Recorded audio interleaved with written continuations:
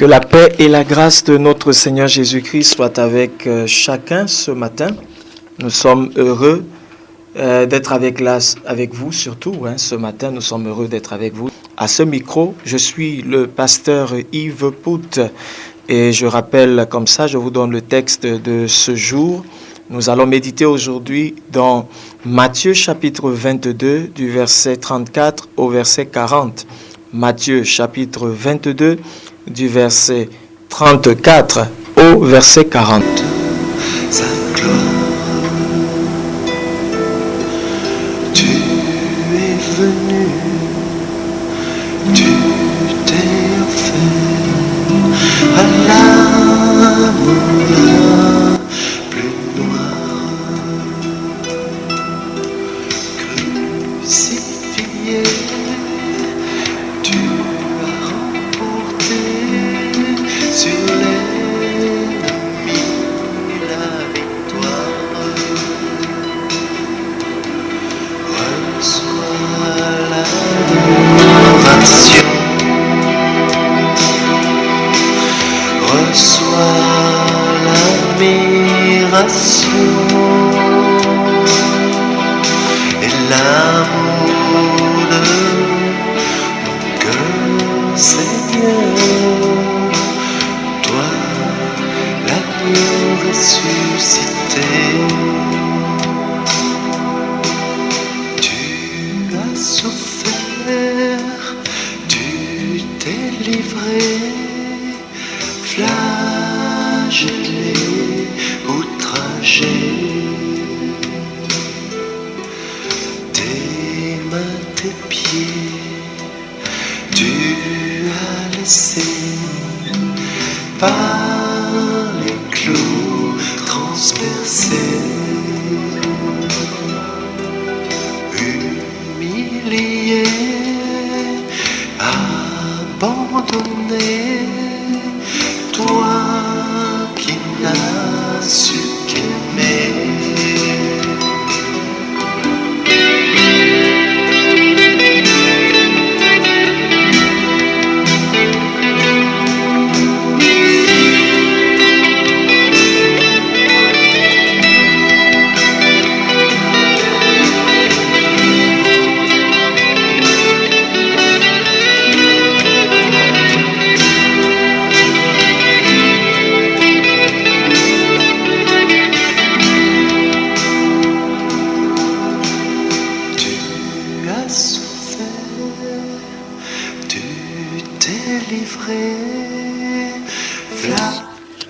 Tu as souffert, tu t'es livré, tu as été flagellé, battu, meurtri, n'est-ce pas, pour nous, pour les péchés du monde. Y a-t-il une plus grande preuve d'amour que ce que Christ a fait pour nous? Ce matin, nous voulons donc aller dans la parole de Dieu. Nous voulons aller dans notre texte pour méditer, voir un peu ce que Christ a fait, voir ce que Dieu attend de nous, n'est-ce pas, à travers ce texte. Je rappelle que c'est Matthieu chapitre 22 du verset 34 au verset 40. Matthieu chapitre 22 du verset 34 au verset 40. Et je vais faire la lecture dans ce studio dans la version Parole de vie. Les pharisiens apprennent que Jésus a fermé la bouche des Sadducéens. Alors les pharisiens se réunissent. L'un d'eux, un maître de la loi, veut tendre un piège à Jésus et il lui demande: Maître, dans la loi, quel est le commandement le plus important? Jésus lui répond: Tu dois aimer le Seigneur ton Dieu de tout ton cœur, de tout ton être et de toute ton intelligence. C'est le plus important et le premier des commandements. Et voici le deuxième commandement qui est aussi important que le premier. Tu dois aimer ton prochain comme toi-même. Toute la loi de Moïse et tout l'enseignement des prophètes dépendent de ces deux commandements. Donc voilà notre texte de ce matin. Nous allons parler de la célébration de l'amour. La célébration de l'amour, nous allons parler en fait de la place fondamentale de l'amour. Vous savez, depuis le début de cette année, Nous avons parlé de Jésus comme étant notre partenaire et comment nous devons marcher tout au long de cette année, dépendre de lui. On a dit combien il est fidèle, il est capable d'accomplir ce qu'il a promis dans notre vie.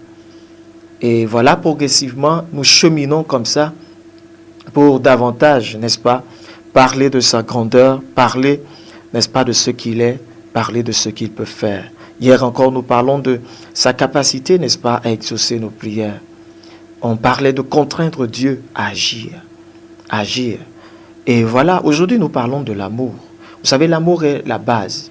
Jésus disait dans Jean, au chapitre 13, n'est-ce pas, parlant de l'amour, il disait que c'est à cela que le monde saura que nous sommes ses disciples. N'est-ce pas? Le Seigneur voudrait bien qu'on nous connaisse en cette année à partir de l'amour. L'amour est le plus grand des commandements. N'est-ce pas? Jésus nous a donné le commandement de l'amour. Oui, et il voudrait qu'en cette année, nous passions notre temps à célébrer cet amour.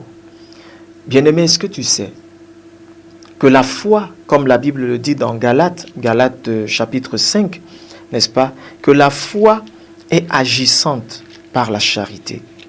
Donc la charité est le canal d'expression, n'est-ce pas, de la foi. Il n'y a pas de foi véritable, de foi puissante, de foi que Dieu reconnaisse, qui n'opère pas, n'est-ce pas, par l'amour. C'est important que nous le sachions, c'est important que nous puissions le connaître, c'est important que nous puissions vraiment l'accepter, c'est important que nous puissions nous y appliquer. Dieu attend de nous, n'est-ce pas, comme fondement en cette année, l'amour. L'année dernière, nous avons vu, n'est-ce pas, nous avons eu des rancunes, des haines. Nous avons, dans nos foyers, entretenu des divisions, des bagarres. On a connu beaucoup de choses qui n'honorent pas Dieu. Beaucoup d'attitudes, beaucoup de comportements que nous avons adoptés qui n'honorent pas Dieu. Mais cette année, Dieu voudrait qu'on le reconnaisse à travers nous. Il a dit, c'est à ceci que le monde saura que vous êtes mes disciples. Alors, es-tu prêt en cette année à célébrer l'amour de Dieu? Es-tu prêt en cette année à permettre que le monde voie à travers toi que Dieu est fidèle? Par exemple, dans Colossiens chapitre 3, le verset 14, la Bible dit « Mais par-dessus toutes ces choses, revêtez-vous de la charité, qui est le lien de la perfection. » Vous voyez, l'amour est le lien de la perfection. L'amour est ce lien parfait qui démontre parfaitement la présence de Dieu au milieu de nous. Cette année, certainement, tu t'engages et tu te prépares à faire des exploits. Prier, n'est-ce pas, pour renverser tout obstacle. Le zèle est fort, n'est-ce pas, tes attentes sont énormes. Mais comprends que pour que Dieu soit ton partenaire et pour que les hommes puissent voir Dieu en toi, c'est l'amour. Bien-aimé, c'est l'amour. L'amour est le signe qui nous distingue et qui font que les gens, n'est-ce pas, puissent reconnaître en nous la présence de Dieu. Parce que tout le monde sait que Dieu est amour. Et quand on voit l'amour manifeste quelque part, dans une communauté, dans ma vie, dans ta vie, alors on sait que Dieu est là. Mais tu vas me dire, mais comment est-ce que je vais manifester cet amour-là? Puisque je n'ai pas, mon cœur est noir, mon cœur est dur, mon cœur n'arrive pas. C'est pas possible, je n'arrive pas, je fais l'effort l'année dernière. Je n'arrive pas à pardonner à mon collègue, je n'arrive pas à pardonner à mon mari. Je n'arrive pas à pardonner. Est-ce que c'est possible? Est-ce que c'est possible que j'aime? Oui, je vais te dire ce matin que tu aimes et que tu as reçu, n'est-ce pas, l'amour de Dieu en toi, si tu es chrétien. Tu sais pourquoi je le sais? Dans Romains chapitre 5, le verset 5, la Bible dit « Or, l'espérance ne trompe point, parce que l'amour de Dieu est répandu dans nos cœurs par le Saint-Esprit qui nous a été donné. » Si tu as donné ta vie à Jésus, si tu es un enfant de Dieu, tu es chrétien, alors, par le fait d'avoir invité Jésus dans ta vie, tu as également reçu le Saint-Esprit. Et l'une des choses fondamentales que le Saint-Esprit amène en toi, c'est cette nature, ce caractère fondamental de Dieu qui est l'amour. Vous savez que le fruit de l'Esprit, c'est l'amour en fait. Et toutes les autres choses, la joie, la paix, toutes sont des extensions, des ramifications de l'amour. Mais le fruit de l'Esprit, particulièrement, c'est l'amour. Puisque le fruit de l'esprit, en fait, c'est quoi? C'est le fruit de la présence, de la nature de Dieu en nous. Bien-aimé, c'est ça. Donc, l'amour est simplement cette nature fondamentale de Dieu, qui décrit Dieu dans son sens parfait. C'est pour ça que la Bible dit que c'est le lien de la perfection. Quand l'amour existe entre deux personnes, l'amour de Dieu, vous savez que l'amour de Dieu est différent de l'amour du monde. L'amour de Dieu donne. L'amour de Dieu est un amour sacrificiel. Vous vous souvenez que dans Jean 3 au verset 16, il disait, il dit, car Dieu a tant aimé qu'il a donné son Fils unique, afin que quiconque croit ne périsse point, mais qu'il ait la vie éternelle. Vous voyez, l'amour de Dieu donne. En cette année, Dieu nous appelle à investir dans les prières, dans l'évangélisation, à investir dans nos actions, n'est-ce pas, mais à investir. Dieu veut voir la fidélité, Dieu veut nous voir comme son partenaire, cheminant tout au long de cette année. Mais c'est possible que nous réussissons si nous avons à la base la fondation de l'amour. Pas l'amour du monde, pas l'amour pour la femme, l'amour pour l'homme, mais l'amour de Dieu. Et sache-le, comme nous avons lu dans Romains 5 au verset 5, que si tu es chrétien, l'amour de Dieu est déjà dans ton cœur. Maintenant, tu n'as pas permis qu'il se manifeste. Il ne s'est pas manifesté l'année dernière. Pourquoi? Parce que bien étant dans ton cœur, tu as continué à fonctionner dans la chair. Tu as continué à marcher, n'est-ce pas, selon les désirs de la chair. Tu as continué à marcher selon ta vie passée. Au lieu de renoncer à ta vie passée, à tes habitudes passées, à la méchanceté, aux calomnies, n'est-ce pas, ou à la colère, à l'amertume, à toutes ces choses-là, au manque de pardon, au lieu de renoncer à ces choses, tu les as entretenues. Et parce que tu les as entretenues, ça a étouffé l'amour de Dieu en toi. Mais cette année, et à partir de ce matin, Dieu voudrait que tu comprennes que l'amour de Dieu est répandu dans ton cœur. Comment est-ce que tu sais que l'amour de Dieu est dans ton cœur? Toi-même, tu l'as vu. Et tu le sais. Tu sais déjà, tu vois qu'au fond de toi, tu aimes Dieu. Tu aimes les choses de Dieu. Tu vois, tu voudrais être dans la présence de Dieu. Tu voudrais, n'est-ce pas, être au milieu des enfants de Dieu. Tu voudrais, tu sens au fond de toi cette soif, ce désir. Mais au fond, dans ton esprit, au fond de toi, voilà ce qui se passe. Mais dans la chair, tu vois, tu es encore présent autour de toi les choses qu'on t'a fait. Tu vois, tu as encore au fond de toi les déceptions. Ton passé te hante et te poursuit. Et tu accordes donc plus d'attention à ton passé. Et ça fait qu'au fond de toi, tu veux faire du bien, mais à l'extérieur, tu n'arrives pas. Pourquoi? Parce que ce qui est plus présent en toi, n'est-ce pas, c'est les déceptions, c'est les blessures, c'est en fait toutes ces choses-là, toutes les réalités en fait que tu as connues. Voilà ce qui est devant et qui fait obstacle. C'est ça qui fait qu'à un moment donné, vous allez entendre une femme dire « Je n'arrive plus à aimer mon mari ». Ce n'est pas parce qu'elle ne peut pas l'aimer, mais c'est parce qu'elle, en fait, les réalités et ce qui s'est passé autour d'elle a cassé quelque chose, a cassé cet élan. Ça a en fait cassé l'expression de l'amour. Voilà en fait ce qui a fait défaut, c'est l'expression de l'amour. Ce n'est pas que l'amour de Dieu en elle a eu un problème, non. L'amour de Dieu n'a pas de problème. Mais c'est la manifestation de l'amour qui peut faire défaut.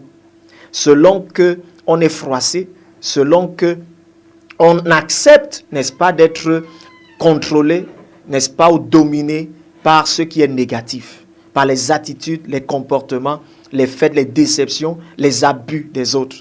Ça fait que ça vient, n'est-ce pas, étouffer et ça vient, n'est-ce pas, empêcher la manifestation de l'amour de Dieu en nous. Mais ce que la parole de Dieu veut nous faire comprendre, c'est qu'il a répandu son amour dans notre cœur. L'amour de Dieu est répandu dans ton cœur, l'amour de Dieu est répandu dans mon cœur. C'est important que tu le saches. Et l'amour de Dieu est le lien de la perfection. Toi et moi voulons faire des choses parfaites avec Dieu en cette année. Mais comprenons-le, rien de ce que nous pourrons faire et qui pourra être approuvé par Dieu ne devra être fait en dehors de l'amour. Alors, engage-toi à aimer en cette année, en cette journée, en commençant par maintenant. Aime ton mari malgré tout ce qu'il fait. Aime ton épouse malgré le fait qu'elle te trompe. Aime tes enfants dans leur attitude. Aime tes parents. Aime tes collègues. Aime tes camarades. Aime ton pasteur. Bien-aimé, décide de le faire. Parce que l'amour est un engagement, c'est une décision. L'amour n'est pas simplement un sentiment, ça va au-delà du sentiment. C'est un engagement. Vous voyez comment ça se définit dans Jean 3,16. Car Dieu a tant aimé qu'il a donné. Vous voyez, il a aimé et il a donné. L'amour qui naît au fond de soi provoque un engagement. Tant qu'il n'y a pas d'engagement, il n'y a pas réellement amour matérialisé. Et Dieu voudrait qu'en cette année, nous puissions le faire. Dieu ne nous a pas aimés parce que nous étions bien. On était parfaits. Non. Mais il nous a aimés, n'est-ce pas, parce qu'il a décidé de nous aimer. Alors décide d'aimer ton mari. Et tu verras que par cet amour-là, tu seras guéri toi-même d'abord. Parce que quand tu refuses d'aimer, la Bible dit que tu marches dans les ténèbres, tu ne vois même pas, n'est-ce pas, briller la lumière. Bien-aimé, c'est ce que la Bible dit. Dans 1 Jean 3, par exemple, au verset 14, la Bible dit, nous savons que nous sommes passés de la mort à la vie parce que nous aimons les frères. Celui qui n'aime pas demeure dans la mort. Est-ce que tu veux demeurer dans la mort en cette année? La Bible dit, quiconque hait son frère est un meurtrier. Ça, c'est le verset 15. Et vous savez qu'aucun meurtrier n'a la vie éternelle demeurant en lui. Bien-aimé, je ne pense pas que c'est ce que tu voudrais. Alors décide de mettre la haine de côté. Décide ce matin de pardonner. Parce que la Bible dit encore dans Matthieu 6 que si tu ne pardonnes pas aux hommes, ton Père qui est dans les cieux ne te pardonnera pas. Alors tu voudrais vivre une vie cette année où Dieu ne te pardonne pas. Tu imagines que Dieu ne te pardonne pas. Ça veut dire que quoi? Que tu n'es pas son ami. Et tu peux supporter le fait d'être ennemi de Dieu. Décider d'être ennemi de Dieu voudrait dire être ami de Satan. Et d'être compagnon de Satan. Et ça voudra dire aller de malheur en malheur. Parce que Satan est le prince de ce monde des ténèbres. Alors s'il apporte les ténèbres dans ta vie, les ténèbres apportent quoi? Le désordre, le malheur, les problèmes. C'est ce que tu voudrais? Mais la Bible dit que Jésus, lui, est la lumière du monde. Que ceux qui le suivent ne marcheront plus dans les ténèbres, ils auront la lumière de la vie. Mais maintenant, ce matin, il te met devant un choix. Et Dieu ne force jamais quelqu'un. Il a répandu cet amour dans notre cœur. Et pour toi qui n'as pas donné ta vie à Jésus, il est prêt même encore ce matin, n'est-ce pas? Si tu décides de lui ouvrir ton cœur, à répandre son amour dans ton cœur. Mais seulement sache-le, il le fera si tu choisis d'aimer. Si tu choisis d'aimer Dieu, comme on dit dans ce texte, n'est-ce pas? De tout ton cœur, si tu choisis, n'est-ce pas, de le faire. C'est le premier des commandements, bien-aimé. Si tu choisis de l'aimer de tout ton cœur, d'aimer Dieu, de croire, de lui faire confiance en cette année, n'est-ce pas, d'accepter de marcher avec lui, de tout ton cœur, de lui faire confiance pour ton avenir, de lui faire confiance pour tout, de tout ton être, toute ta personne, si tu choisis de l'aimer ainsi, si tu choisis de l'aimer de toutes tes pensées, décidez que mes pensées aujourd'hui, mes pensées en cette année, se tourneront vers le Seigneur. Si tu choisis également, parce que c'est à partir de l'amour de Dieu que nos vies sont transformées. Si tu décides de voir comme Dieu, de t'attacher à lui, tu verras qu'il guérira ton cœur. Il guérira tes sentiments vis-à-vis de ton conjoint. Il guérira tes sentiments de toutes les blessures émotionnelles, n'est-ce pas, passées et de toutes les meurtrissures. Et il va guérir également tes relations. Il va te restaurer. Il va te mettre au-dessus de tout. Écoutez, celui qui choisit d'aimer et celui qui choisit de pardonner a choisi de vaincre. Vous savez pourquoi Joseph a réussi en Égypte? Parce que Joseph n'a pas gardé les rancunes vis-à-vis de ses frères. Voilà pourquoi Joseph a réussi. Quand tu décides de pardonner, n'est-ce pas, tu décides d'accorder la vie aux autres et par conséquent tu as la vie. La Bible dit que celui qui est son frère n'a pas la vie éternelle en lui. La vie éternelle, c'est la vie même de Dieu. Donc quand tu décides de ne pas pardonner, tu te prives toi-même de la vie de Dieu. Jésus dit, la Bible dit dans Jean 1, n'est-ce pas, verset de 1 à 3, mais particulièrement verset 3, la Bible dit quand la parole de Dieu était la vie, et la vie était la lumière des hommes. Alors maintenant, regarde, si tu décides de ne pas aimer, tu sais ce que tu fais? Tu te prives de la vie de Dieu, la vie qui est dans la parole. Tu vas écouter la parole, mais la parole sera la lettre, parce qu'elle ne te convaincra pas. Tu ne permettras pas qu'elle pénètre ton cœur. Parce que quand la parole de Dieu pénètre vraiment ton cœur, elle te parle du pardon, elle te parle du changement, elle te parle du fait d'être comme Christ. Mais quand tu bloques, tu fermes ton cœur, tu dis je ne pardonne pas, on m'a trop blessé, c'est fini, je ne donne plus, je ne fais plus. Tu vois ce que tu fais, tu acceptes, tu vas lire la Bible tout le temps. Oui, mais elle n'apportera plus la vie en toi. Et tu sais ce qui va se manifester en toi, c'est les ténèbres, les mauvaises pensées, les ressentiments, les maladies, les souffrances, n'est-ce pas, les haines. Voilà tout ce qui va se manifester parce que tu te prives toi-même de la vie éternelle. Et parce que la vie ne vient pas, la lumière de Dieu qui pouvait ouvrir tes yeux n'est plus là. C'est pour ça que tu es confus. C'est pour ça que tu es dans la confusion. C'est pour ça que ça ne va pas. Tu as beau lire la Bible, tu as beau prier. Parfois tu dors même, tu vois les combats, les cauchemars, toutes ces choses. Pourquoi? Tu te dis, mais pasteur, tu te dis, mais je lis la Bible, non? Je prie tout le temps. Oui, tu lis la Bible, tu pries. Tu te tiens même par rapport à des situations, ça ne marche pas. Pourquoi? Parce que tu t'es privé de la vie qui est dans la parole. De la vie qui est dans l'intimité avec Dieu. Parce que tu as fermé ton cœur à la vie, à la lumière de Dieu. Et ce matin, Dieu voudrait que tu l'ouvres. Et que tu choisisses en cette année d'ouvrir ton cœur à la parole de Dieu. À la parole vivante de Dieu. Quand elle viendra, elle va juger tes sentiments, elle va juger tes pensées, elle va t'éclairer, elle va te donner la vie et cette vie va t'éclairer. Cela la lumière. La Bible dit dans 1 Jean 2 que celui qui est son frère marche dans les ténèbres. Il ne marche plus dans la lumière. Et il ne sait pas où il met les pieds. Je ne pense pas que c'est ton choix pour cette année. Alors décide d'aimer. Parce que si tu décides d'aimer, tu ouvriras ton cœur à la vie. Quand tu liras la parole de Dieu, au lieu d'apporter la mort, apportera la vie en toi. Et cette vie t'éclairera. Et c'est comme ça que tu iras de gloire en gloire, de merveille en merveille. Tu peux être enfant de Dieu, mais marcher dans les ténèbres parce que tu as fermé ton cœur. Ouvre ton cœur ce matin. Décide de le faire. Et cette année pour toi sera une année de célébration de l'amour. L'amour de Dieu. Avec tes frères, avec ton mari, n'est-ce pas? Ce sera une année d'acceptation. Jésus nous a acceptés, c'est pour ça qu'il nous a pardonnés. Bien-aimé, décide cette année d'accepter. Bien-aimé, décide de faire du bien à tes ennemis, c'est ce que Jésus nous a appris. Décide de le faire, ouvre ton cœur, fais confiance à Dieu. Aime Dieu de tout ton cœur. Décide de t'abandonner à lui, de faire ce qu'il veut, même si ça te fait mal. Décide d'aimer les autres, ceux qui t'ont blessé, qui t'ont meurtri. Choisis de le faire cette année. Tu le fais pourquoi? D'abord pour toi-même. Pas d'abord pour eux, mais d'abord pour toi.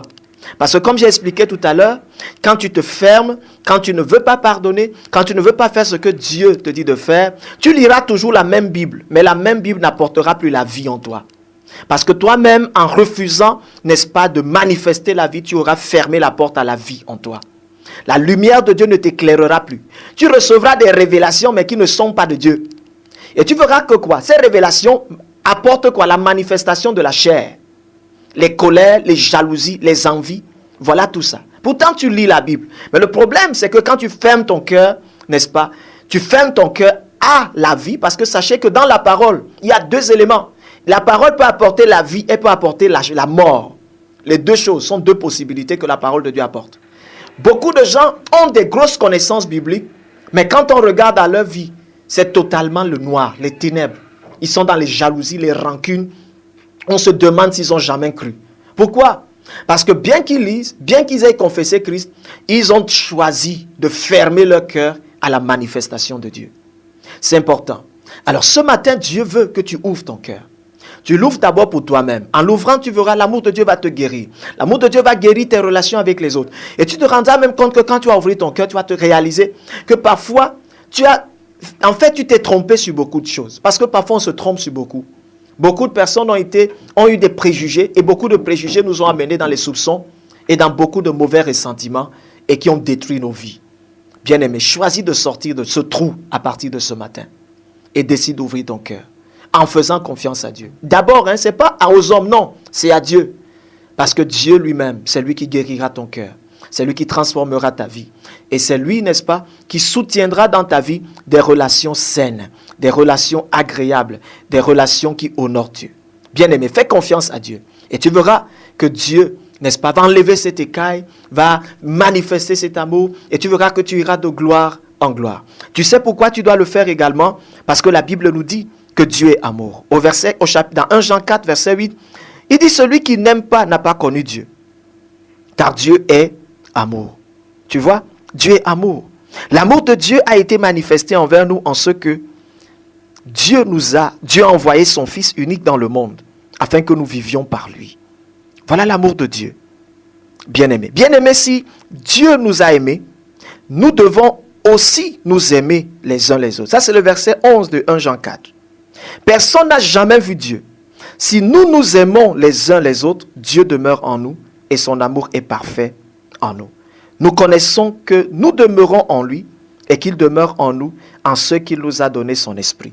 Et comme on lisait dans Romains 5, verset 5, n'est-ce pas? Parce que son esprit est là, c'est la preuve. Pourquoi? Parce que l'esprit de Dieu répand son amour en nous.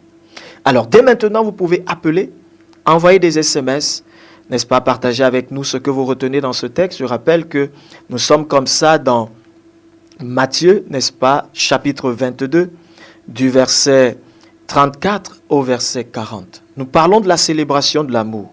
Dieu veut qu'en cette année, nous puissions célébrer son amour. Mais on ne peut pas célébrer quelque chose quand on n'y est pas, quand on est insensible à cela. C'est pour ça que ce matin, il nous parle de libérer nos cœurs. Nous ne nous privons plus de l'amour de Dieu.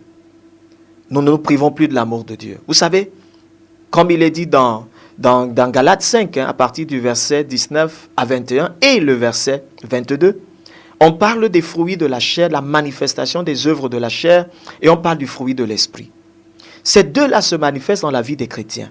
Oui, dans la vie de ceux qui sont nés de nouveau, bien sûr. Mais vous savez, on choisit de manifester la chair, ou bien on choisit de manifester, n'est-ce pas, le fruit de l'esprit. Selon qu'on s'ouvre pleinement à Dieu et à l'amour de Dieu, ou qu'on décide de se fermer. Quand je décide de marcher comme je veux, alors je vais manifester la chair. Parce que naturellement, ce qui est fort chez l'homme, c'est la chair. Alors, les envies, les jalousies, les calomnies, l'irritation, l'impudicité, l'immoralité, on va te retrouver, tu dis que tu es chrétien, mais tu continues à vivre ces choses-là. C'est un choix, n'est-ce pas? Mais au fond de toi, tu n'es pas à l'aise parce que la semence de Dieu est en toi. Mais tu continues à le faire. Mais de l'autre côté, tu peux choisir de manifester le fruit de l'esprit. Qui est quoi? Qui est l'amour. Décider de te tourner vers Dieu, d'aimer le Seigneur. Parce que l'amour pour les hommes, l'amour véritable, l'amour de Dieu, ne se manifeste pas, n'est-ce pas, sans l'amour de... L'amour pour les hommes ne se manifeste pas sans l'amour de Dieu d'abord. C'est pour ça que Dieu nous dit, n'est-ce pas, que ce commandement, que cet amour réel, que je peux avoir pour toi, que je peux avoir pour mon bien-aimé, n'est-ce pas, c'est d'abord quoi?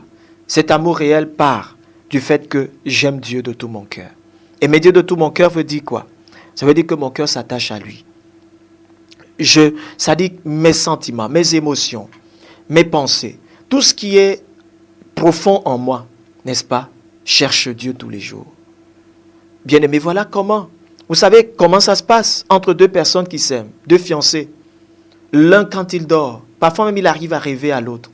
Parce que l'amour est tellement fort, son cœur est tellement parti pour l'autre qu'il le voit partout. Parfois pendant qu'il est en train de travailler au boulot, n'est-ce pas, il pense à lui. Et vous voyez, le fait de penser à lui l'encourage dans son travail.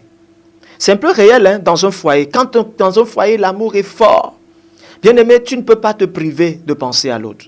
Et quand tu penses à l'autre, tu es encouragé. Tu veux lui plaire encore plus. Tu vois l'amour. Voilà la force de l'amour. L'amour guérit. L'amour restaure. L'amour pour Dieu, bien aimé. Ça guérit, ça restaure. Ça transforme. Je vous assure. Si l'amour pour un homme ou pour une femme peut t'amener à faire des exploits, combien plus l'amour pour Dieu?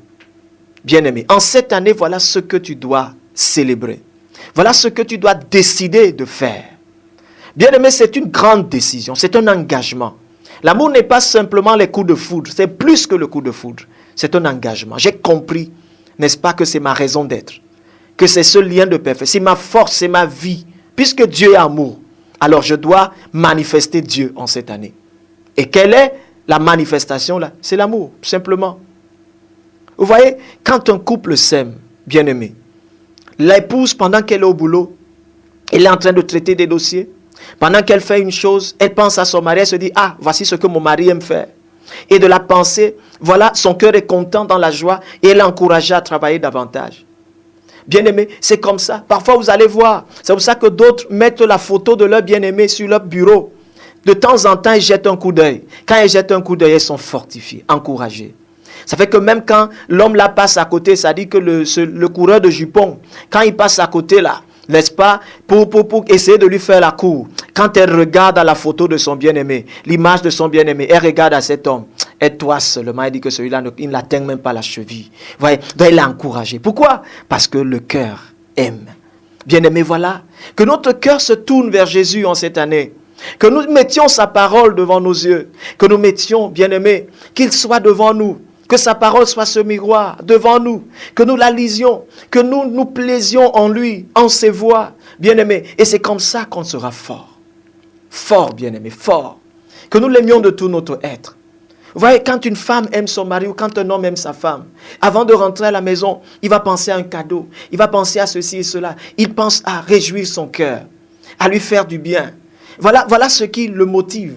Voilà ce qui le pousse. Quand il arrive à la maison, il veut passer du temps avec lui. Elle veut passer du temps avec lui, n'est-ce pas? Et c'est comme ça. Les enfants sont contents. Ils travaillent bien à l'école parce qu'ils veulent que papa et maman soient contents. C'est ça. Ils voudraient le faire. Et c'est une motivation, une force réelle. C'est une motivation réelle pour le succès, pour la réussite. Bien-aimé, c'est comme ça. Voilà la force de l'amour. Voilà, la force est une motivation. L'amour est une force terrible. C'est plus fort que tout. La Bible dit dans Cantique des Cantiques que c'est plus fort que la mort. L'amour est plus fort que la mort. C'est plus fort que ce qu'on peut imaginer de plus fort. C'est pour ça que parmi les choses que dans Proverbe 30 dit qu'on ne comprend pas, c'est le chemin du fiancé vers la fiancée. C'est motivé par quoi? Par la force de l'amour. On ne comprend pas. Comment à un moment donné une fiancée ou un fiancé peut, ça dit malgré tout, peut connaître des situations difficiles, mais il est toujours à côté de sa fiancée. Parfois même quand on s'oppose, on dit on ne veut pas ceci, on ne veut pas cela. Au contraire, ils sont ensemble. Pourquoi? Parce que c'est le langage du cœur. Le cœur parle. Est-ce que ton cœur peut parler pour Dieu? Est-ce que ton cœur peut libérer les haines, libérer les gens, libérer toutes ces choses qui te distraient, qui te détruisent, qui mettent, au lieu de mettre la vie en toi, qui mettent la mort, qui mettent les ténèbres? Est-ce que ton cœur peut s'ouvrir pour laisser l'amour de Dieu jaillir? Oui, l'amour de Dieu te guérir, te transformer, t'amener dans la révélation. Écoutez, les révélations, la base des révélations, c'est l'amour. Vous savez, quand on a... Je nous prends des exemples toujours terre à terre pour qu'on comprenne un peu la dimension spirituelle avec Dieu. Quand on aime, en réalité, on a des idées. Les idées, c'est quoi? C'est des révélations. Quand on aime, on pense à quelqu'un, c'est des idées, des bonnes idées. Comment on va faire demain? Comment on sera? On projette, n'est-ce pas? On fait des projets. Dans la base des projets, c'est l'amour. J'aime, même mon entreprise, quand j'aime ma société, j'aime mes affaires, quand je suis satisfait, je suis content, je projette, je fais des projections. Oui, des idées, des bonnes idées. Oui, pourquoi? Parce que mon cœur est dedans. C'est ça. Quand on a un cœur dans une affaire, même dans une communauté, quand on aime notre communauté, on aime les bien-aimés. Bien-aimés, les idées viennent seules. Ça part de quoi? De l'amour. Les idées viennent seules, ça émerge seul, ça se manifeste seul. Bien-aimé, ça paraît, c'est seul. Ça dit que parfois même, on n'a même pas besoin de te dire donne l'argent. Toi-même, tu sors, tu commences à voir, non, il faut qu'il y ait ceci, il faut qu'il y ait ceci, il faut qu'il y ait cela. Tu ne comptes pas que non, je vais donner, le pasteur va prendre. Le pasteur là, qu'est-ce qu'on fait même avec ça? Non. Très souvent, les idées là viennent quand le cœur n'est pas là-dedans. Quand le cœur n'est pas avec Dieu. Et quand on n'a pas compris. Mais cette année, Dieu voudrait que ton cœur s'ouvre, n'est-ce pas, à son amour. Good morning, Pastor. God bless you for your efforts. For your efforts, you are a source of inspiration to me. Thank you. God bless. Amen. God bless you too. Donc, Dieu te bénisse. Bonjour, pasteur.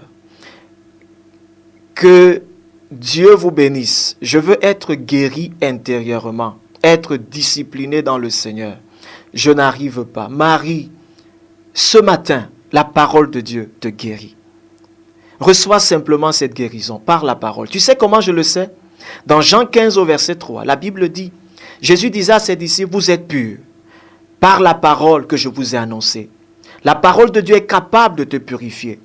Si Marie, ce matin, tu ouvres ton cœur et tu décides de laisser aller, n'est-ce pas, ces choses passées.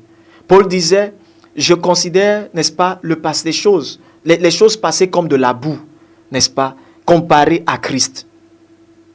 Voilà ce qu'il faut faire. C'est un choix, c'est une décision, Marie, ce matin. Et pour tous ceux qui écoutent, c'est une décision. Garder ces choses impliquerait rester dans la mort en une nouvelle année. Et je nous ai toujours dit que l'année n'est pas vraiment nouvelle. sera différente pour nous si nous choisissons d'être différents et de changer. Alors elle sera différente pour toi. Et voilà les bases, les clés que Dieu nous donne. Alors la guérison intérieure est disponible si tu as la foi, si tu fais confiance à Jésus et si tu crois qu'il est capable, que l'amour de Dieu est là et que cet amour, si tu n'avais pas donné ta vie à Jésus, nous allons prier tout à l'heure. Et tu vas recevoir Christ. Et quand l'Esprit de Dieu viendra dans ton cœur, il apporte l'amour. Accepte cet amour. Accepte de vivre cet amour. Accepte de marcher dans cet amour. Et tu vas expérimenter la gloire de Dieu. Bien-aimé, ça va dépasser ton raisonnement. Ça va dépasser ton entendement. Nous prenons comme ça Papa Tchatchoua en ligne. Que Dieu vous bénisse. Bonne année. Je voudrais savoir le texte de ce matin, pasteur. C'est Matthieu chapitre 22 du verset 34 au verset 40. Matthieu chapitre 22 du verset 34 au verset 40. Voilà. Donc bonjour pasteur, merci pour ce repas spirituel. L'amour a, oui, une puissance libératrice. Moi je l'ai expérimenté et je puis dire que c'est la plus grande capacité que Dieu m'a donnée à tel point de m'enseigner que je ne sais pas si dans mon cœur j'ai des ennemis. Gloire à Dieu. Dieu soit loué et à lui la gloire. Amen. C'est Georges Francis. Gloire à Dieu. C'est bon d'aimer, c'est bon de pardonner. C'est l'amour de Dieu qui rend capable. Nous prenons encore cet auditeur en ligne. Que Dieu vous bénisse. Qu'il vous bénisse, pasteur. Ce matin, que je reçois dans le passage de ce matin, c'est que je dois aimer Dieu. Et je dois le prouver en obéissant à sa parole. Et je crois que c'est dans Jean, et Jésus dit que si vous m'aimez, gardez mes commandements. Or, c'est en gardant et en marchant comme Dieu me demande que je vais prouver l'amour de Dieu. Et plus bas, il dit que si quelqu'un m'aime, il gardera ma parole et mon Père l'aimera et nous viendrons à lui et nous ferons notre demeure chez lui. Donc, j'ai intérêt à aimer Dieu, à marcher comme Dieu veut, afin que l'Esprit de Dieu demeure en moi, pour pouvoir me guider. Donc, c'est ce que je reçois. Que Dieu vous bénisse. Merci.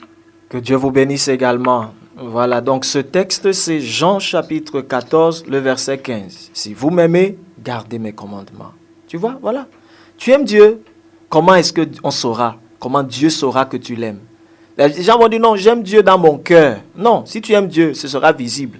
Celui qui aime Dieu vit la parole de Dieu. Que le Seigneur vous bénisse. Merci, que Dieu te bénisse. Amen. Oui, le texte de ce matin, je ne sais pas comment je vais dire. Le Seigneur m'a particulièrement encore parlé ce matin. Parce que le 1er janvier, ce qu'il m'a donné comme mon texte, c'était 1 Corinthiens chapitre 13, du verset 1 au verset 3. Alors, je lui ai demandé de me parler sans cesse au cours de cette année, de me révéler tout ce qui va entraver ma relation avec lui pour que cet amour soit complète. Alors, je bénis le Seigneur pour le texte de ce matin et je vais, par sa grâce, me mettre à l'œuvre. Que le Seigneur vous bénisse encore davantage, vous tous en studio. Merci, bonne journée. Merci Maman Kemajou et que Dieu vous bénisse aussi. Amen. Voilà, donc Dieu est merveilleux, n'est-ce pas? Voilà, l'amour. Comment est-ce que je prouve que j'aime Dieu? Bonjour Pasteur, je reste. Nous prenons Papa Tchatchoua en ligne. Que Dieu vous bénisse. Oui, parce que d'abord, je rends grâce au roi des rois, qu'il soit seulement béni, glorifié au bon nom précieux de notre Seigneur Christ. En fait, quand le Père dit ici par son Fils que l'amour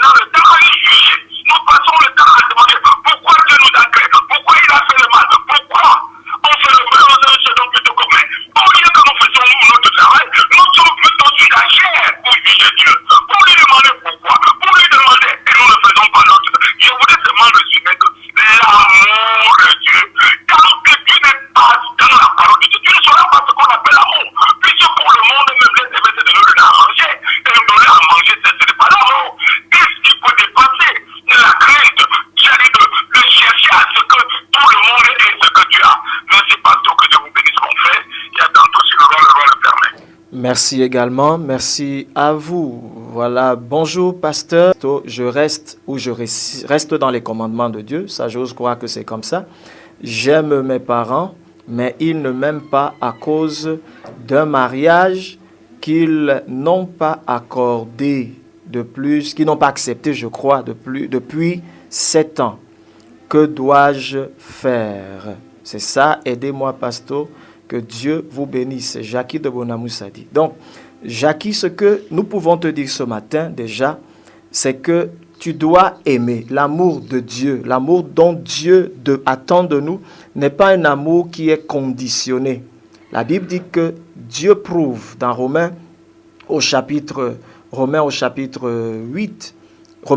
5, le verset 8, la Bible dit qu'il prouve son amour envers nous en ce que quand nous étions pécheurs, Christ est mort pour nous. Donc la preuve de l'amour de Dieu, n'est-ce pas, c'est Jésus. Jésus n'est pas venu parce que tu étais bien, Jésus est venu parce que tu étais mauvais. Et c'est son amour qui te guérit, qui te change, qui te transforme. Si tu es un enfant de Dieu. Et si tu ne l'es pas, cet amour est prêt même à le faire ce matin pour toi. Donc, comprends-le, l'amour que nous devons apporter n'est pas un amour du monde. C'est pour ça que dans Jean 14, verset 15, il dit, « Si vous m'aimez, gardez mes commandements. » En fait, comme certains l'ont dit également tout à l'heure, aimer tes parents veut dire quoi? Ça veut dire faire ce que Dieu attend de toi vis-à-vis d'eux. L'amour de Dieu, ton amour pour tes parents n'est pas conditionné par le fait qu'ils aient accepté ton mariage ou pas. Non. Ton amour pour tes parents vient de ce que tu dois les aimer parce que ce sont tes parents. Et tu dois les aimer de tout ton cœur. Bien-aimé, c'est important. Les différends ne doivent pas empêcher l'amour. Les différents célèbrent l'amour et célèbrent davantage nos différends et nos particularités. Écoutez, Dieu nous a créés différents. Nous ne voyons jamais les choses de la même manière. Nous sommes différents, nos expériences, n'est-ce pas, notre caractère et beaucoup de choses. Mais ces différents-là ne sont pas là pour nous diviser. Au contraire, ces différents sont là pour faire quoi? Pour nous amener à être davantage plus forts. La Bible dit que 2 valent mieux qu'un. C'est important. Donc tu dois aimer tes parents. Tu dois les aimer, c'est important. Tu n'as pas de choix, tu dois les aimer. Maintenant, est-ce que c'est parce que tu les aimeras qu'ils vont accepter ton mariage? Là, tu remets à Dieu et tu pries pour eux. Et tu restes dans ton mariage parce que tu y es déjà. Tu vois? Donc c'est important. C'est important de le faire. Mais nous devons honorer nos parents dans notre mariage. Nous devons honorer nos parents dans le choix du mariage. C'est important. À moins que ce qu'ils décident soit totalement à côté, parce qu'il y a parfois des parents qui ont des choix qui n'ont rien à voir. Il y a des parents parfois qui ont des choix qui n'ont rien à voir avec Dieu. Il y a des parents qui ont des choix, n'est-ce pas, qui n'ont rien à voir avec Dieu. Des choix qui viennent des intérêts égoïstes, personnels, qui n'ont rien du tout à voir avec Dieu, n'est-ce pas? On a vu par exemple des cas des parents qui voulaient absolument manger. D'autres vont jusqu'à vendre leurs enfants. Et en fait, c'est un peu comme un commerce, une vente aux enchères. Alors que ça ne devrait pas être le cas. Donc, c'est pour ça que nous devons certes prier, faire des choix qui honorent Dieu, et puis respecter nos parents, n'est-ce pas, selon le Seigneur. La Bible le dit clairement. Donc, rapidement, nous évoluons dans ces SMS. Bonjour, pasteur. Nous prenons cet appel en ligne. Que Dieu vous bénisse. Daddy, good morning. Good morning. Felicia from Monaprizo. Yes, go ahead. God bless you. Daddy, please, I'm very sorry. This is something, a question I want to ask you to help me, to know what to do. It's not in today's text. There's a sister who is a child of God, but the way he does things, she serves as a bridge to all the son's girlfriends. Even at times she gives her son, she finds girlfriend to her son.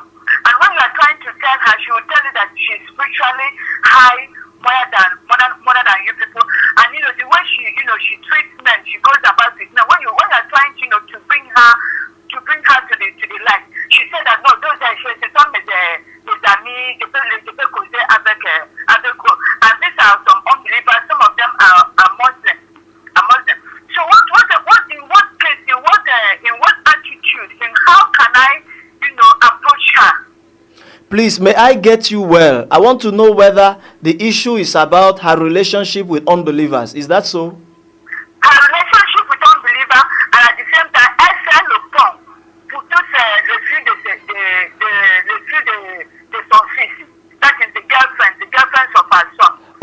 We both sleep in the house together. Okay, I understand. Yeah. Okay, And she okay. said she's a non-believer. She's a believer. Yeah, she's a believer. Okay, no problem. I've heard your question, so just keep on the line. At least listen to the radio, and you will get an answer. Okay, thank you, Daddy. God bless you. God Daddy. bless you too. Ok, donc en fait, Felicia nous parle du cas, n'est-ce pas, d'une sœur, d'une personne qui est une sœur et qui clame sa maturité spirituelle, mais qui sert de pont. En fait, elle gère les relations de fornication et en fait de copinage entre sa fille et ses copains. Donc elle gère les rendez-vous et autres. Et puis elle a des relations un peu, bon, on peut dire bizarres un peu, hein, avec les non-croyants, musulmans et ainsi de suite, dans des relations avec des hommes et tout ça. Et bon, maintenant Felicia voudrait savoir comment faire. Qu'est-ce qu'il faut faire? Comment aborder la sœur? Donc déjà, nous voulons dire à Felicia, parce que je répondrai en français, hein, Felicia, je vais répondre en français. Donc, nous voulons dire à Felicia déjà que le Seigneur dit hein, qu'on les reconnaît à leurs œuvres, à leurs fruits, à leur vie.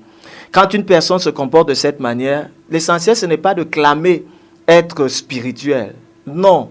Écoutez, Paul le dit clairement dans Corinthiens 3. On reconnaît la spiritualité de quelqu'un, n'est-ce pas, par son obéissance à la parole de Dieu.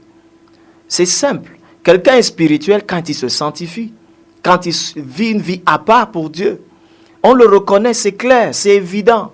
Donc, ce n'est pas le fait de clamer de la bouche que je suis spirituel qui fait de moi un spirituel. Ça n'a même rien à voir avec le nombre d'années dans la foi. La spiritualité n'a rien à voir avec le nombre d'années dans la foi. N'a rien à voir avec la lecture et la connaissance intellectuelle de la Bible. Non. Un spirituel, c'est qui? C'est celui qui fait la volonté de Dieu, celui qui obéit, qui est conduit par l'Esprit de Dieu et qui fait des choses qui sont conformes à ce que la parole de Dieu dit. Maintenant, quand elle fait des choses qui sont dans le sens de la chair et qui sont mondains, ça montre simplement qu'elle n'est pas spirituelle. C'est tout. Maintenant, pour de telles personnes, la première des choses que tu dois faire, qu'est-ce que la Bible dit? Quand une personne vit de cette manière, qu'est-ce que tu fais? Tu commences déjà par prier pour elle. Prier pour que le Seigneur l'éclaire. Prier pour que le Seigneur la visite. Prier pour que le Seigneur lui ouvre les yeux. Parce qu'elle est en train de... Parce que certains également font cela et gagnent l'argent derrière leur dos. En fait, vendent leur fille, envoient leur fille dans la prostitution. Voilà un peu souvent ce qu'elles font. Quand la fille s'en va avec leurs copains, dès qu'elle apporte l'argent, voilà ce qu'elles utilisent, n'est-ce pas? Et elles profitent donc, elles marchandent, elles utilisent leurs enfants comme des marchandises. Et ce genre de choses n'est pas bien. Il faut prier pour elle, mais il faut aller vers elle et il faut lui parler. Seul à seul d'abord, voilà le principe de la parole de Dieu. Seul à seul d'abord lui parler, mais ensuite, maintenant, si elle n'écoute pas et qu'elle est dans l'église, maintenant peut-être prendre une, deux personnes qu'elle respecte et qu'elle connaît pour lui parler par rapport à ça, pour qu'elle change. Et lui parler avec amour, bien sûr. On peut reprendre quelqu'un dans l'amour, c'est possible. N'est-ce pas? Sans la juger, mais avec amour sur la base de la parole de Dieu.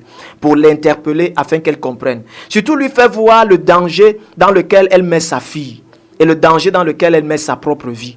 Dans ce genre de situation. Même si elle se défend, il faut le faire. Maintenant, si vous voyez que ça a perdu et ça va à un autre niveau, il faut en parler maintenant aux responsables de l'église. N'est-ce pas? Pour qu'on puisse l'aider et qu'on puisse l'asseoir. C'est très important. Mais la Bible dit que nous devons parfois sauver certains comme les tyrans par le feu.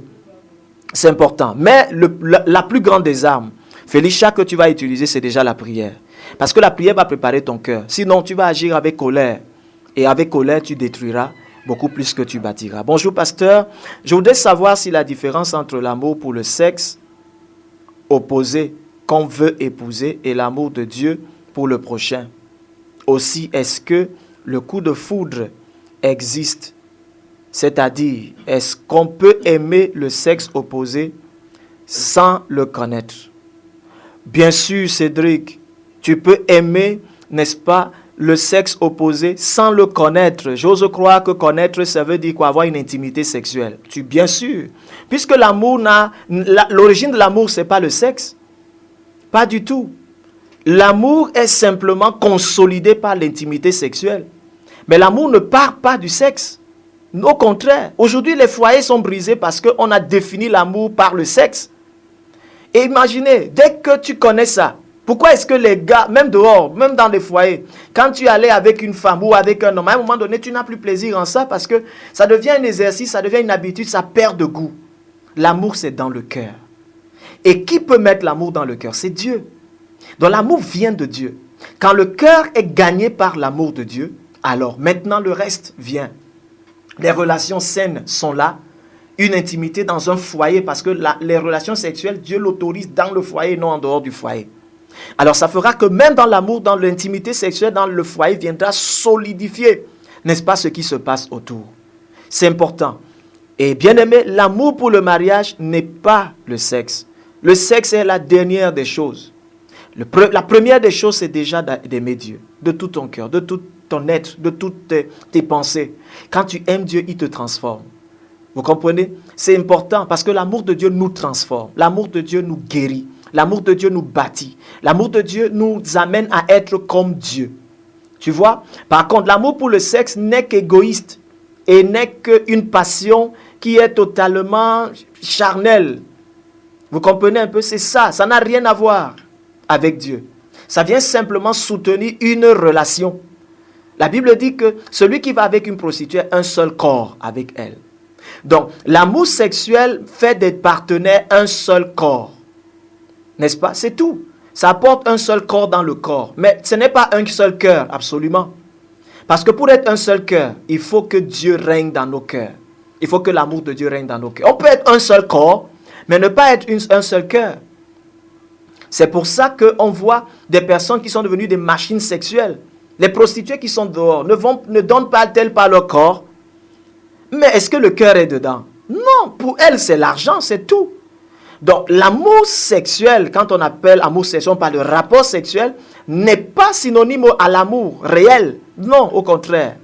Rien du tout. Ce n'est pas synonyme, n'est-ce pas cela? Donc, nous devons savoir que nous devons rechercher l'amour de Dieu. C'est l'amour de Dieu qui va nous bâtir, qui va nous transformer. L'amour de Dieu va nous donner d'aimer notre prochain, l'accepter tel qu'il est. Et à travers l'amour de Dieu, nous pourrons vraiment l'aider et le bâtir. C'est très important. Alors, changeons notre perspective d'amour. Et c'est important que les jeunes le comprennent aujourd'hui. Et si tu le comprends, tu verras que t'impliquer dans l'amour sexuel, c'est aller vers la destruction. Mettre l'amour sexuel avant l'amour de Dieu, c'est aller vers le suicide, c'est aller vers la frustration et vers beaucoup de problèmes. Aujourd'hui, la jeunesse est frustrée parce qu'on a mis le sexe devant. Parce que quand on met le sexe devant, la chair est satisfaite. Mais à un moment donné, comme on ne peut jamais vraiment totalement satisfaire la chair, à un moment donné, elle ne trouvera plus plaisir à ça. Et elle voudra changer. Parce qu'à un moment donné, la chair, là, vous savez, la chair n'aime pas la monotonie. À un moment donné, elle ne va plus se satisfaire, elle va vouloir changer. Et c'est comme ça qu'on voit des gens qui vont d'un partenaire à un autre. Vous comprenez? C'est ça, parce que le cœur n'est pas dedans. Parce que le cœur n'est pas gagné. Alors le cœur va changer, il va vouloir autre chose. Il va rejeter à un moment donné. Et c'est pour ça que parfois on utilise tant de choses. Il y a tant de déceptions. Mais commence à ouvrir ton cœur à Jésus aujourd'hui. Et décide d'aimer. Alors, n'envoyez plus des SMS s'il vous plaît. N'appelons plus. Et ça nous permet d'éponger ce que nous avons ici. Et nous partons de cette méditation. Bonjour pasteur. Et merci pour la méditation de ce matin. Elle vient me donner le courage de pardonner à ma belle famille. Oh, gloire à Dieu.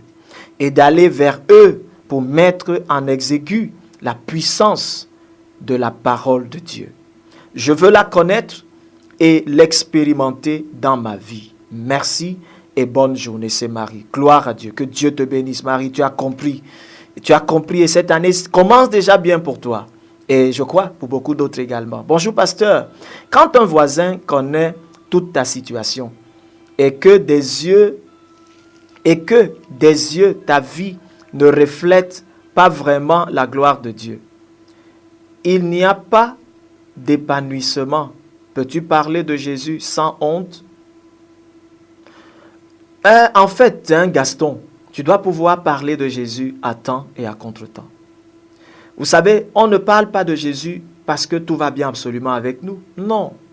C'est même le fait de parler de Jésus qui initie et qui engage le processus de transformation dans nos vies. Tu sais, très souvent, c'est quand on va prêcher l'évangile aux autres que Dieu nous parle aussi dans certains de nos domaines. Parce que imagine, tu t'en vas chez quelqu'un et il vit une situation terrible. Pendant que tu es en train de lui parler, qu'est-ce que le Saint-Esprit fait? Le Saint-Esprit t'interpelle également par rapport à ta vie. Vous savez pourquoi beaucoup ne témoignent plus aujourd'hui? Parce qu'ils ne veulent pas changer. Parce qu'ils gardent leur passé, ils gardent certaines choses qui ne plaisent pas à Dieu. Alors ils savent qu'en allant parler, prêcher, dès que l'évangile sort de ta bouche, elle commence aussi toi-même à t'exposer. Et parce qu'ils ne veulent pas changer, alors ils n'aiment pas ça. C'est pour ça que d'autres aussi n'aiment plus être au milieu des enfants, n'aiment plus écouter la parole de Dieu. Mais comprends-le, Gaston. Ce que tu dois faire, c'est quoi? C'est que si ta vie, n'est-ce pas, ne reflète pas la gloire de Dieu comme tu dis, change. Mais n'attends pas de changer totalement pour commencer à parler de l'amour de Dieu aux autres. Non, au contraire. Parler de l'amour de Dieu aux autres, c'est quoi? Parler de l'évangile aux autres, c'est dire aux autres ce que Jésus a fait pour toi. Et le fait de t'engager à commencer à le faire t'aidera à vraiment changer pour être un modèle aux yeux des autres. Parce que ces autres-là t'ont connu quand tu étais totalement négatif, totalement mauvais. Mais il est important qu'ils sachent maintenant que Dieu a fait quelque chose pour toi. Alors, commence à le leur dire, mais accompagne cela par une résolution de changer.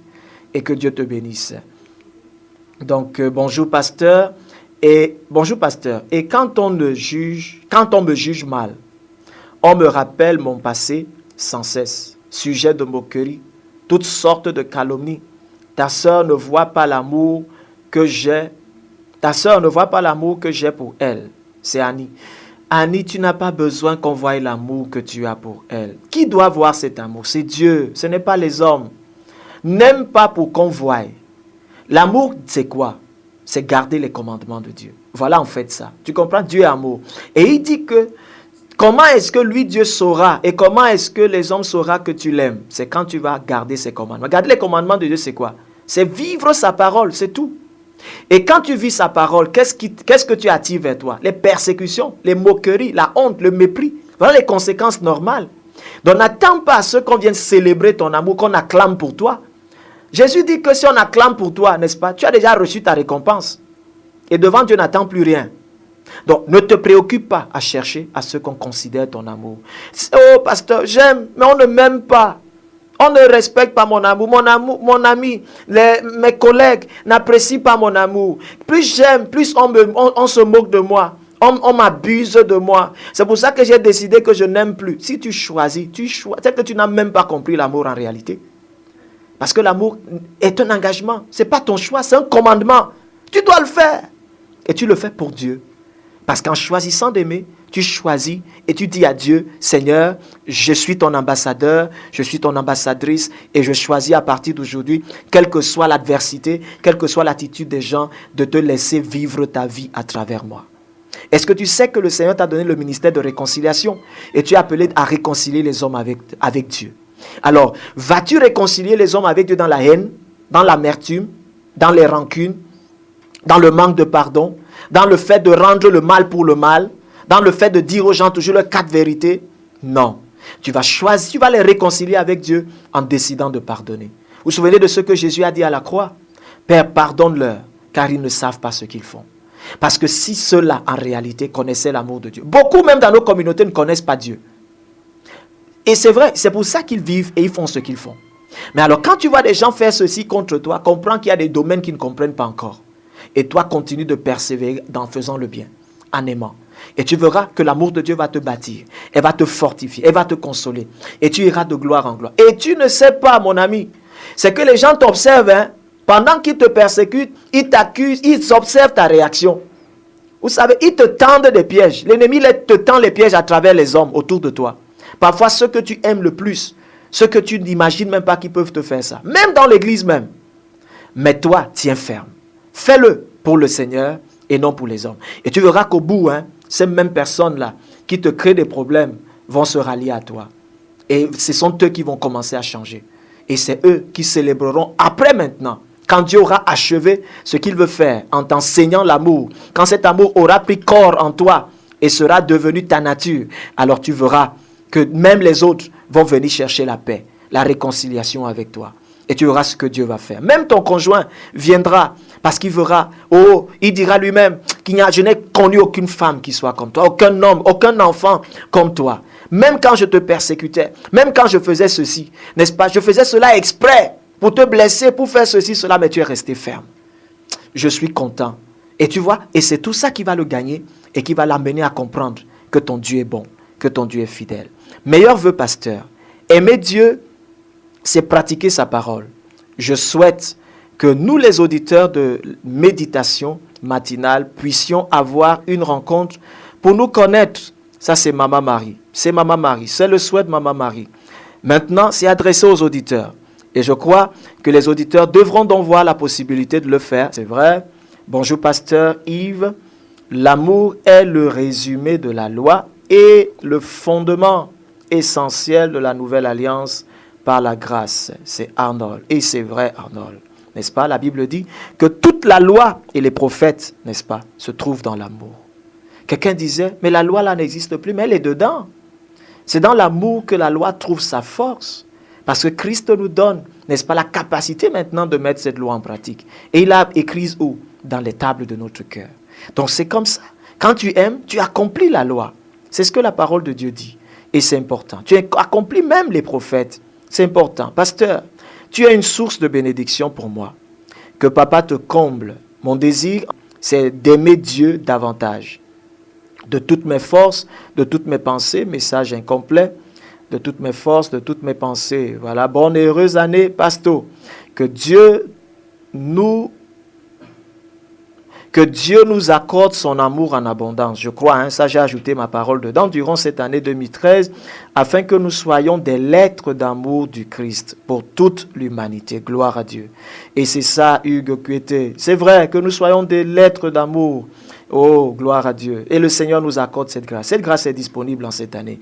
Bonjour, pasteur. Merci beaucoup pour votre prédication. Vos messages de tous les jours m'aident à me fortifier de plus en plus, à fortifier de plus en plus ma relation avec Dieu. Que Dieu vous donne davantage du zèle pour nous édifier et soyez bénis. C'est Anissé Domni de Bepanda. Bon, voilà, l'amour ne consiste pas seulement à aimer ceux qui nous aiment, mais aussi nos ennemis, ceux qui nous détestent. C'est toujours Arnold. S'il vous plaît, n'envoyez plus d'SMS, n'appelez plus. N'envoyez plus d'SMS, n'appelez plus. Jésus nous a montré le véritable amour, en mourant pour nous, le vrai amour, le vrai amour qu'il a montré par sa mort pour nous. C'est ce qu'on ressent pour les autres du frère Serge. Oui, ça vient du frère Serge. C'est ce qu'on doit faire également.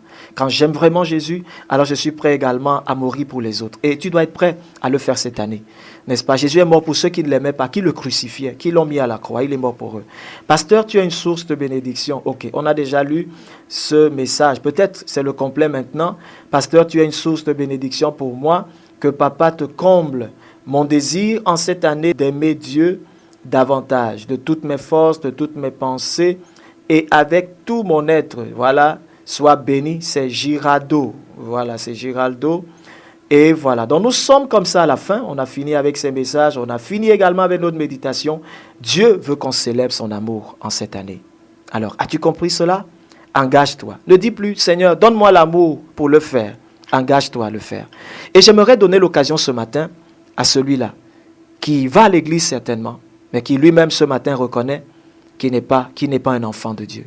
Et il reconnaît que cet amour n'est pas là, c'est une histoire. Mais vous devez expérimenter l'amour de Dieu. La Bible nous dit dans Romains 5, verset 5, que c'est le Saint-Esprit qui met l'amour de Dieu dans notre cœur. Et c'est Dieu qui nous rend capable d'aimer de l'amour de Dieu. Alors, tu voudrais aimer de cet amour, tu voudrais être un enfant de Dieu, tu voudrais prendre cet engagement en cette année avec Christ. Alors, je te donne cette opportunité et nous allons prier ensemble. Tu vas faire cette prière sincèrement et en le faisant, tu vas donner ta vie, t'abandonner ta vie à Jésus et tu vas ouvrir ton cœur à Dieu. Et surtout, rassure-toi. Après cette prière, et par le fait de demeurer avec Christ, tu verras ta vie aller de gloire en gloire. Ta vie deviendra utile pour Dieu. Alors, prie avec moi. Répète simplement cette prière. Pas dans ton cœur, murmure simplement, même en le faisant de ta bouche. Oui, surtout fais-le. Ouvre ta bouche et fais-le. Et le Seigneur agira. Seigneur Jésus, merci pour ta parole ce matin. Je reconnais mes péchés. Je reconnais mon égarement. Je reconnais mon hypocrisie. Je sais encore ce matin, et avec certitude, que c'est pour mes péchés que tu es mort sur la croix. Et tu as prouvé ton amour en le faisant pour moi. Moi qui ne te cherchais pas, qui ne se préoccupait même pas de toi, tu m'as aimé et tu as donné ta vie pour moi. En cette année et en ce jour particulièrement, je voudrais te suivre, je voudrais t'aimer aussi et je voudrais à partir de maintenant vivre avec toi et vivre pour toi. C'est pourquoi je t'ouvre mon cœur viens dans ma vie et deviens mon Seigneur et mon Sauveur personnel. Merci dès maintenant de répandre ton amour dans mon cœur. Merci de faire de moi un enfant de Dieu. Merci de faire de moi une nouvelle créature. Merci parce qu'à partir de maintenant, je vis avec toi. Je marche avec toi. Merci pour le Saint-Esprit qui habite en moi à partir de cet instant. Amen. Seigneur, je te recommande ceux-ci qui ont ouvert leur cœur et qui ont abandonné leur vie à Jésus. Que le joug du péché soit brisé dans leur vie dans le nom de Jésus et que ta grâce soit multipliée dans leur vie. Merci Seigneur pour ton amour. Merci parce qu'ils sont plus que vainqueurs. Et merci parce qu'ils demeureront dans la foi. Seigneur, je prie de même pour tous ceux qui ont fait cette méditation avec nous. Merci pour la capacité de pardonner. Merci pour la capacité d'aimer. Merci Seigneur pour la puissance de ta parole qui purifie, qui transforme et qui guérit les sentiments, les émotions, qui guérit l'âme de ceux qui ont été blessés. Merci Seigneur parce que ton peuple, à partir de maintenant, est bâti dans l'amour. Va dans l'amour. Merci parce que nos communautés sont guéries. Et merci parce que ta gloire est une évidence pour nous en cette année. Au nom de Jésus. Amen. Que Dieu vous bénisse, bien-aimés. Et bonne journée dans la paix du Seigneur. À ce micro, j'étais le pasteur Yves Pout. Vous voulez peut-être encore les lecteurs de la Bible, c'est disponible. Ça vous aide à demeurer dans l'amour de Dieu en connaissant les commandements de Dieu. 200 francs, un seul exemplaire. Vous pouvez l'avoir en m'appelant au 94 91 98 04, le 94 91 98 04. Vous pouvez l'avoir pour vous, vous pouvez en offrir aux autres. Surtout, rassurons-nous qu'autour de nous, on lise la parole de Dieu pour sortir des pièges de l'ennemi. Allez, bye bye, que Dieu vous bénisse. T'écouter, ô Père, parle-moi encore et encore. Je préfère t'écouter et me